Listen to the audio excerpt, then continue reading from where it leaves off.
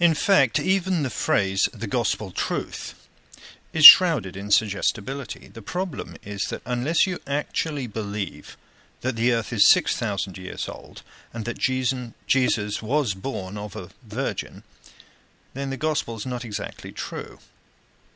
More likely it's a belief adopted following ritual, repetition, incantation, and subconscious supplication, all aspects of some forms of hypnosis.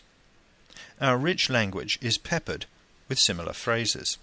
I remember telling a woman in Sudan that we were going to be fine as bombs fell all around us, and the ground shook and heaved with explosions in the southern Sudan morning air in 1992.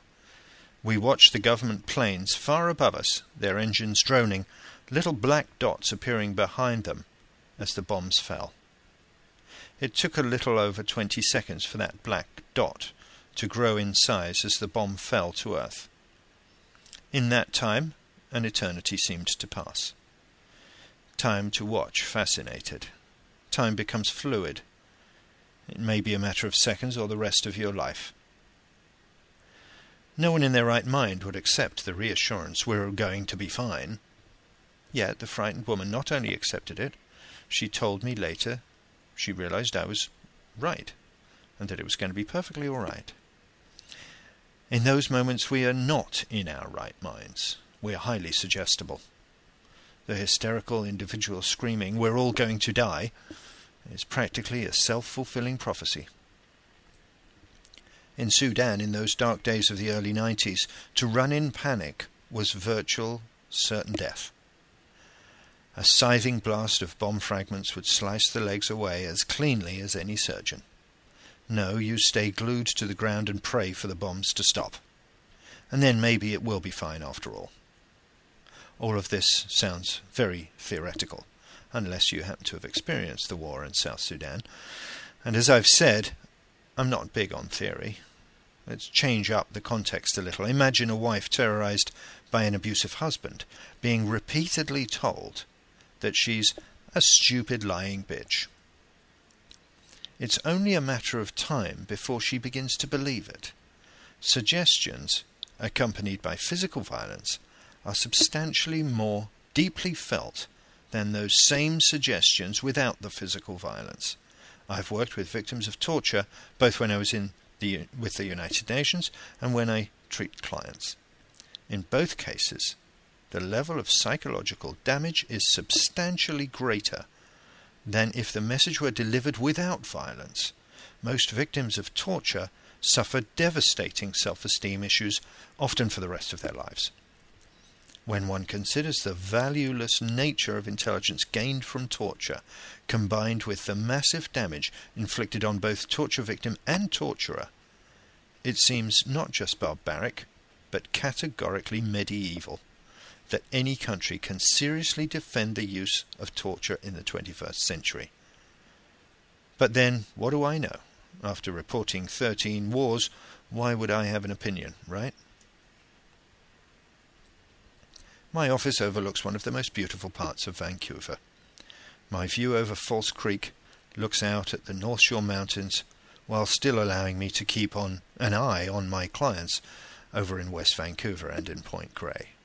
It's the ideal location.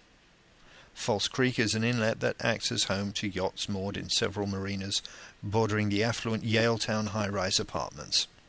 I've had clients who've threatened to throw themselves from the balconies of some of the most expensive properties in North America in that area. Around the creek there's a path that joggers frequent. Young mothers push strollers that cost more than my car beside the peaceful waters. Assuming the tranquility of the moment is not shattered by a falling body or collision with a Porsche-inspired stroller, one can enjoy a peaceful walk along the creek from the geodesic dome of Science World to Granville Island. Staying on the same path, one can follow it all the way through past the Maritime Museum to Kitsilano.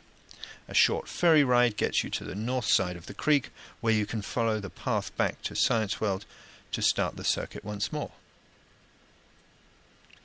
Recently, a whale swam into the creek. Several people photographed it. swimming around, before it decided it didn't like the neighbours and headed back out into the seaway between Vancouver Island and the mainland. Sophie sat with me in my office looking out across the creek, a pair of Carl's Zeiss binoculars pressed to her eyes. She was watching Mike running on the path around the creek. "The pervert made a pass at me this morning," she said. "It was while we were stretching before our run. He shouldn't have done that." "No," I said. "That probably wasn't a good idea. It was wrong of him. He should have waited till after you'd finished the running program this morning.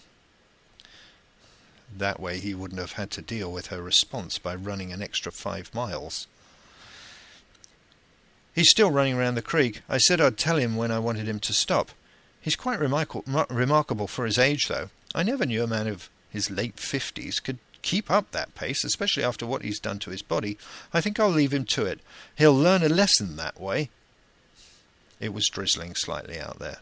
Mike had already had his session with me for the day, and he'd been in yoga first thing. "Don't kill him, Sophie," I said. "He is paying your wages after all.